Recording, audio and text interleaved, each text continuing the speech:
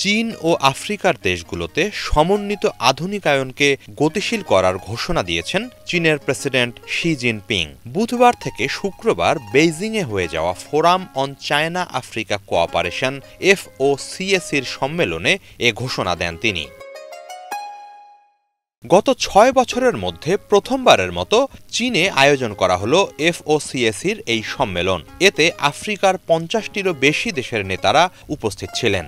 তারাও চীন ও আফ্রিকা দুই অঞ্চলে সম্মিলিতভাবে আধুনিকায়ন বেগবান করার উপর গুরুত্ব আরোপ করেন। সম্মেলনে দুই পক্ষই সর্বসম্মতভাবে দুটি গুরুত্বপূর্ণ ঘোষণার ব্যাপারে একমত হয়। এর একটি হল নতুন বিশ্ব ব্যবস্থায় চীন ও আফ্রিকার জনগণের মধ্যে সকল খাতে পারস্পরিক সহযোগিতার ক্ষেত্র তৈরি করা। এছাড়া অপর ঘোষণায় আগামী ৩ বছরের জন্য FOCAC-র সুনির্দিষ্ট কর্মপরিকল্পনা নির্ধারণ করা হয়।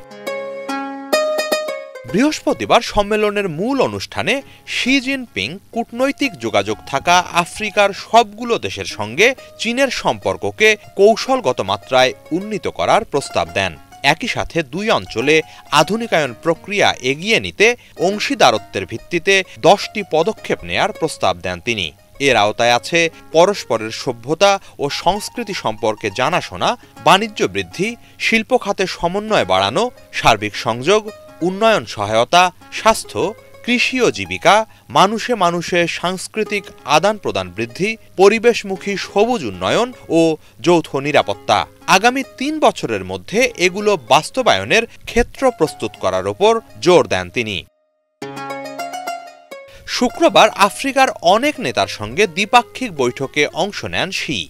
এদিন সকালে কঙ্গোর প্রেসিডেন্ট ডেনিস সাসু এনগেসোর সঙ্গে বৈঠকে তিনি বলেন, এবারের সম্মেলনের মধ্য দিয়ে চীন ও আফ্রিকার দেশগুলোর পারস্পরিক সম্পর্ক নতুন এক অধ্যায়ে প্রবেশ করেছে। যৌথ আধুনিকায়নের পথে এগিয়ে যাওয়ার সুস্পষ্ট ঘোষণা এসেছে। এর প্রভাব হবে সুদূর প্রসারী। হিজল জোবায়ের, বাংলা ভিশন।